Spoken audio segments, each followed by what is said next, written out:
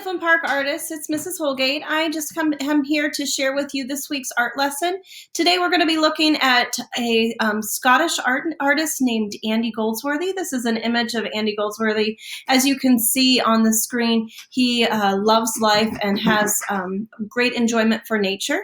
So today is going to be about getting outside. It's a gorgeous day outside, so let me share with you, and that way you can know what you need to do. So I told you that Andy Goldsworthy is from Scotland. He was born in England and then moved to Scotland when he became an adult. It's all part of the United Kingdom. It's right over here in Europe, an island in Europe. We live here in North America. Pennsylvania is about right at the tip of the cursor. And so to get there, it is a straight shot flight all the way over to England, or Scotland. So anyway, that's where he is, and he's a contemporary artist, meaning that he's making art today. It's not someone that was making art 50, 100 years ago, even thousands of years ago. He's still actively making art today, and you can find his work all over the world. I've seen his work outside of Pittsburgh. He has work down in DC and all over San Francisco area. Let me show you. So here is a small YouTube video clip of Andy Goldsworthy's work. Let's take a moment and look at and see what he does.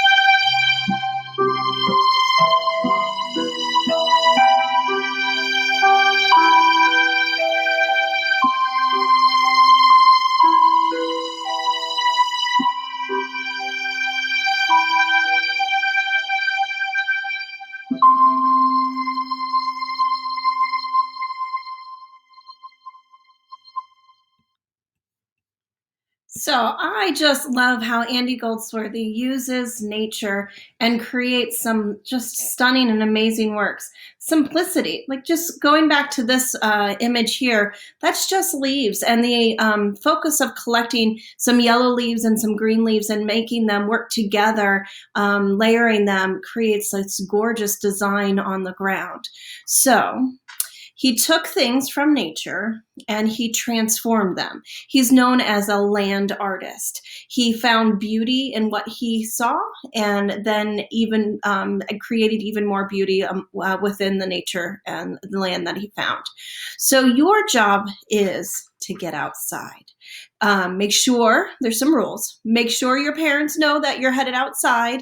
You younger ones, make sure you're with a parent headed outside. Older ones, you can ask permission if your parents don't mind you heading out into the yard to start thinking about what it is that you are going to create. If you don't have a yard with lots of plants that have fallen material down, you might need to seek permission or find a time when your family can get to a park together.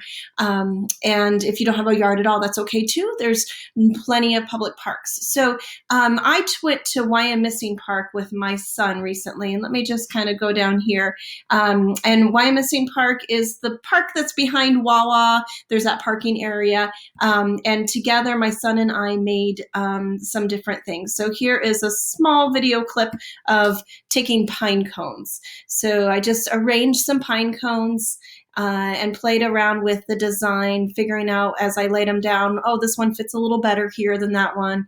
And I just made this simplistic design. You might start to see it taking shape here. And there we have the heart. So nothing major, nothing permanent. It's simply taking what I saw and thought, how can I put a little beauty as people walk past this on the trails? So in the end, I think I even added some pine cones around to draw more attention to it, kind of like the Keith Haring way he put the movement lines around his artwork. So that was the end design that we left. And you know, if you go back today, this was about a week ago, if you go back today, I am sure that that is not there, or if it is, it's scattered a bit just because there's lots of deer that bed down into those pine trails there in Why I'm Missing Park. Let's see, I gotta move myself here. We also took some sticks and thought, well, we could write words. So some basic sight words. We have cat, that's hard to see the A, cat, and hat. But you certainly could write a message to others. If you have experienced those pinewood trails there in Why I'm Missing Park, those pine needles are pretty thick. You could even just take a stick and start carving a message in there. Positive message for others to see would be lovely. Let's see. So that is your assignment. Let me go back to our browser here. And when you get done with it, I want you to take a short video clip, very short, just 15 seconds or less, of showing what you've made and then and describing what you used and where you collected those items. So make sure that those items, number one, are not cut from any trees or plants. If it's in your own yard and you ask permission, that's one thing, but certainly it is against the rules at public parks. So do not start taking things out of the growth that's naturally there. If it's fallen, that's what you should use. So make sure that you take fallen items and arrange them in a neat, beautiful way. Take a little video clip of it, or just take a still picture if you'd like. Upload it here to Flipgrid so that we can see what it is that you've made, and you will find all these links in the Google description of the lesson. Boys and girls, I miss you so much. I can't wait to see what you've created. I wish I could be there making art with you. This lesson is something that my family does all the time when we're out in nature. We try to see how we can alter things and make things a little more interesting for the next person that passes by. Just this weekend, we were at a trail near Blue Marsh Lake, and so on the trail, we took our hiking poles and we started carving in the dirt messages of positivity, like smile and keep going, for those that were running and pushing themselves to exercise on the trails. Share with what you have, and I look forward to seeing it. Bye, boys and girls.